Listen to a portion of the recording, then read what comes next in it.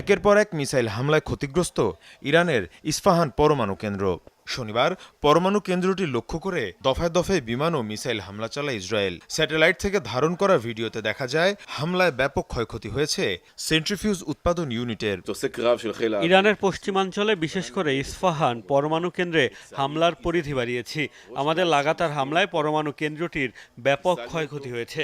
হামলার পর স্পষ্ট হয়েছে যে অস্ত্র তৈরিতে পরমাণু সমৃদ্ধকরণের দ্বিতীয় পর্যায়ে রয়েছে ইরান।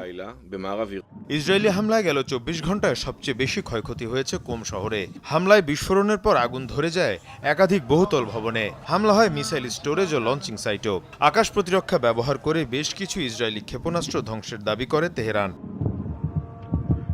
এর পাশাপাশি হত্যা করা হয় ইরানের শীর্ষ 3 সামরিক কর্মকর্তাকে, যার মধ্যে রয়েছেন আলোচিত কুদস ফোর্সের কমান্ডার সাইদ ইজাদি। ইসরায়েলি প্রধানমন্ত্রী বেনিয়ামিন নেতানিয়াহু হুঁশিয়ারি জানিয়ে বলেন, যতদিন প্রয়োজন ততদিন চলবে ইরানে হামলা। যতদিন প্রয়োজন ততদিনই হামলা চলবে, কারণ আমাদের অস্তিত্ব হুমকির মুখে, তাও ডাবল হুমকি। একদিকে আছে মিসাইল, একটি দুটি নয়, 20,000 মিসাইল, আর অন্যদিকে রয়েছে পারমাণবিক বোমা, তাও এই উন্মাদ শাসক গোষ্ঠীর হাতে। এদিকে ইসরায়েলি ভূখণ্ড লক্ষ্য করে অব্যাহত আছে ইরানের ক্ষেপণাস্ত্র হামলাও।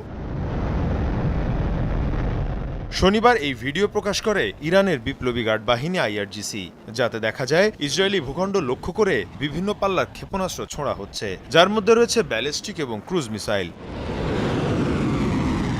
ইসরায়েলের রাজধানী তেল আবিব, বন্দরনগরী হাইফা সহ কৌশলগত বিভিন্ন গুরুত্বপূর্ণ শহরই ছিল অভিযানের মূল টার্গেট। হামলার পর হতাহতদের নিয়ে ছোটাছুটি চলে ইসরায়েলের বিভিন্ন হাসপাতালে।